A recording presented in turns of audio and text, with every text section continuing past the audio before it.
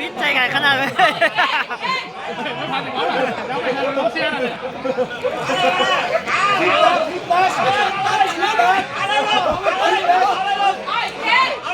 นิดกันขนาด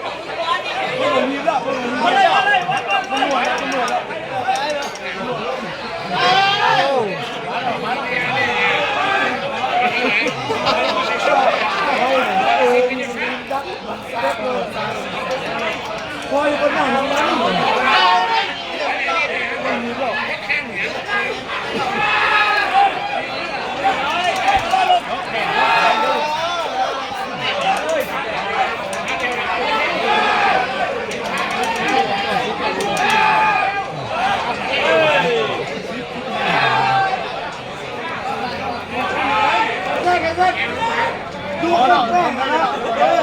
ซิเต็กแม่แจ็คก็เลยสองตานี่เหรอแจ็คนู้นเลยหนุ่ยมันไม่ทันล่ามาแจ็คหรอตุ๊บไหลมีกวนไม่หันบ่อยปาดลูกอมที่กูบอกอมที่กูบอกนี่เลย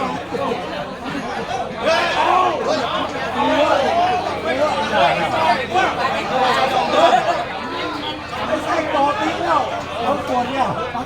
ดวงมันแก้กันนะดูหัวเลยเนี่ยดูหัวเลยเนี่ยมาเลยโอ้ยปวดตีไปโต๊ะคอเนี่ย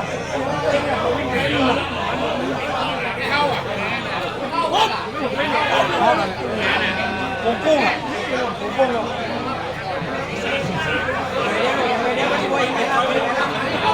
เอาพริกไทยโรยๆครับโรยพริกแดงเลยเดี๋ยวละเอา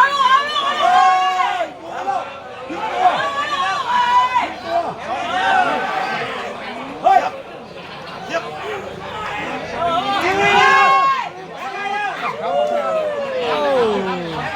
อะไรกัน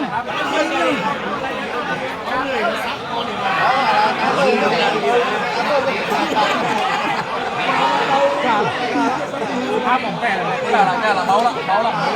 มองไม่ได้หรอกซ้อมทำไมอ่ะต้องถามเลยทำได้ยอดขาเนี่ยมันเลย